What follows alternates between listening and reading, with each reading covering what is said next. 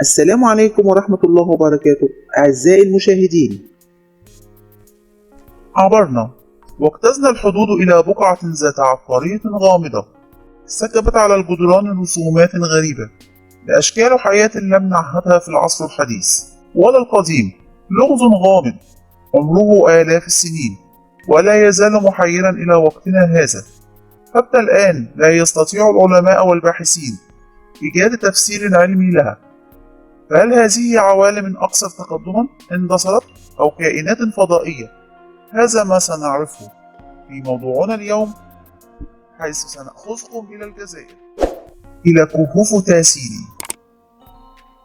فمرحبا بكم في دلائل الخير وكهوف تاسيلي.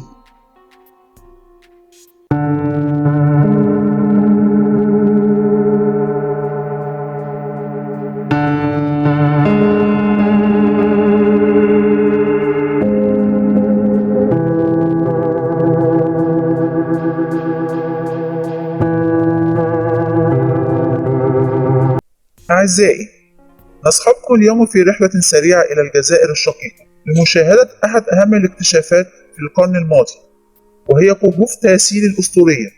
ولنتساءل، أين تقع كهوف تاسيلي؟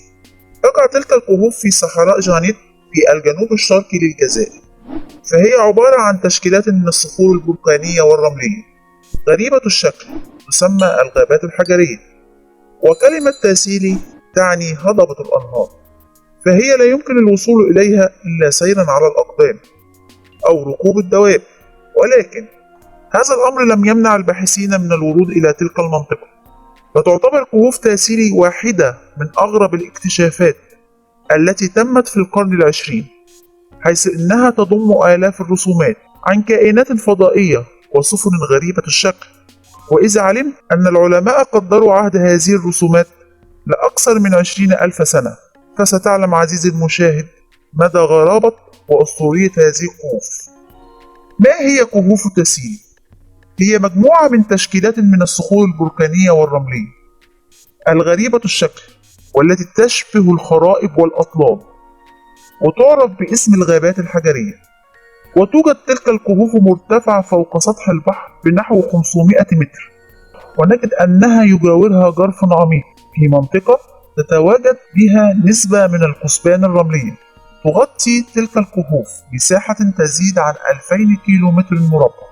أعزائي وأحبائي، هيا بنا نعرف قصة اكتشاف تلك الكهوف الغامضة. وقد تم اكتشاف كهوف تاسيلي على يد الرحالة بربنان الفرنسي عام 1938، وبعد أن انتشرت أخبار تلك الكهوف الغامضة قام بزيارتها الرحالة هنري لود عام 1956 برفقة مجموعة كبيرة من علماء الآثار. لكن هنا تم إغفال دور الطوارئ، وهم السكان الأصليين لهذه المنطقة الذين كانوا أول من عاشوا في تلك المنطقة. حسب ما روي من القصص الشعبية أن هناك رجل ينتمي إلى تلك القبائل يدعى جبريل محمد بشار، هو أول من ساعد الباحث الفرنسي في اكتشاف تلك الكهوف، لأنه كان من الصعب الوصول إليها إلا مع أحد من أبناء المنطقة يكون عالم بتضاريس المكان. وإن تحدثنا بدقة فإن جبريل محمد بشار اكتشف هذه الكهوف عام 1900، وهو رجل من قبائل الطوارئ. أصبح الاكتشاف لغزا كبير بحاجة إلى مزيد من البحث والتعمق للوقوف على ماهيته، حيث فسر هؤلاء العلماء ما وجدوه بتفسيرات مختلفة وغريبة أثارت الجدل، من بينها نظرية الفضائيين القدامى التي تزعم قيام كائنات ذكية من خارج كوكب الأرض بزيارة الأرض في العصور القديمة وفي فترات ما قبل التاريخ، وقامت بالتواصل مع البشر القدامى. ويشير أنصار هذه الفرضية إلى أن تلك الاتصالات كانت لها الأثر الأكبر في تطور الثقافات البشرية والتقنيات المستعملة، خصوصا أن بعض الآثار والرسوم المشابهة قد عثر عليها في أماكن وحضارات مختلفة على مر العصور في كوكب الأرض، مثل حضارات الفراعنة في مصر، وحضارة البابليين في العراق، وحضارة المايا في بيرو. وألهمت رسوم تاسيلي العالم والكاتب السويسري إريك فان دانكن الذي تبنى نظرية الفضائيين القدامى، وكتب العديد من الكتب وأنتج أفلاما وثائقية عدة عن كهوف تاسيلي ونظرية الفضائيين القدامى وتواصلهم مع السكان القدامى، وقد قام بتحويل إحدى تلك المؤلفات إلى فيلم وثائقي، لكنها رفضت أعماله من العديد من العلماء رغم مئات الأدلة التي قدمها في كتبه. والمتشككون في نظرية الفضائيين القدامى يتبنون نظرية أخرى تقول إن تلك الرسوم تعود إلى سكان قارة أطلانتس التي ذكرت لأول مرة على لسان الفيلسوف أفلاطون عندما تحدث عن زيارته إلى مصر، وقال إن الكهنة أخبروه بما حدثهم به أجدادهم عن قارة عظيمة كانت بالقرب من أعمدة هرقل خلف جبل طارق، وبلغ التقدم فيها إلى درجة كبيرة، بل إنها كانت مذهلة من التطور، لكنها اختفت لسبب ما، قد يكون الغرق أو كارثة بيئية أو بسبب الحروب، وذلك حسب ما تقول الأسطورة. فيما يخص الحديث عن القارة المفقودة أو قارة أطلانتس، بينما ترجح النظرية الثالثة نسبة النقوش إلى حضارة قديمة كانت بالفعل موجودة في تلك المنطقة، وقد وصلت من التقدم والتطور إلى درجة كبيرة قبل أن تندثر لسبب أو لآخر، ولم يسجل هذا التاريخ. وتم تفنيد النظريات الثلاثة دون التوصل إلى حقيقة نقوش ورسوم كهوف تاسيلي العجيبة التي سجلتها منطقة اليونسكو عام 1982 في قائمة التراث العالمي كإرث حضاري، أصبح على قوائم المزارات والمعارض السياحية العالمية، ويشكل الموقع أكبر متحف للرسوم الصخرية البدائية في كل القرى الأرضية. قد تم إحصاء أكثر من 30,000 رسم تصف الطقوس الدينية والحياة اليومية للإنسان الذي عاش في هذه المناطق، مما ينبهنا ويجعلنا نتخيل كيف كانت هذه المناطق القاحلة العقيمة تعج بالخضرة والحياة. ما الذي تحتوي عليه تلك الكهوف؟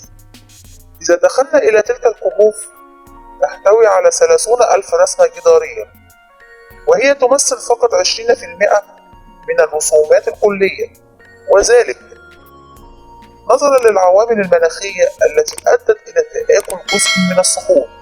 وكان من الغريب أن تلك الرسومات فيها العديد من الألوان على خلاف المعتاد من الرسومات في هذه الحقبة من الزمن التي كانت تعتمد على لون واحد للرسم على الصخور.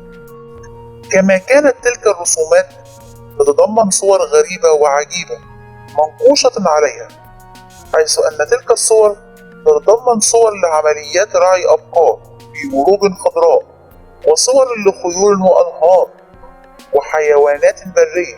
وهذه الصور العجيبة موجودة في تلك الكهوف الصحراوية القاحلة.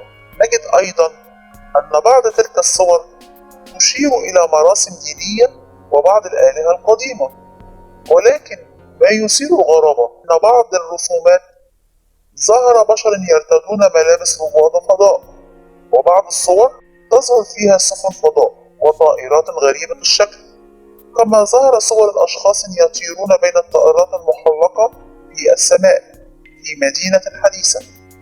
كان الأمر مثيرا للدهشة، حيث أثار كثيرا من التساؤلات: كيف جماعات بدائية أن يرسموا رسومات أكثر تقدما وتطور من عالمنا بهذه الدقة؟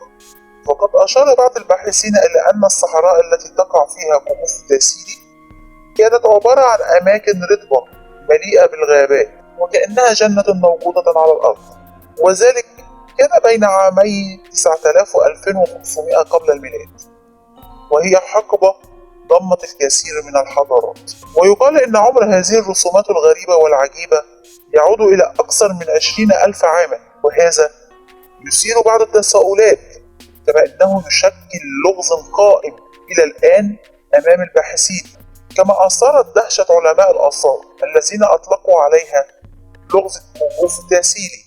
فإذا تعمقنا في تلك الرسومات سيجعلنا نتساءل: كيف لكهوف يعود عمرها إلى 20,000 عاما قبل الميلاد تصور حياة متقدمة للغاية؟ غريبا أن نرى صور طائرات عجيبة وأشخاص يطيرون وكائنات فضائية ومخلوقات ترتدي بدلات فضاء وترتدي ملابس لا نعرفها في عصرنا الحالي، فهي أمور غير مألوفة في تلك الحقبة من الزمن، مما جعل العلماء والباحثين يركنوا إلى افتراضيات ونظريات لتفسير تلك الرسوم في كهوف تاسيلي.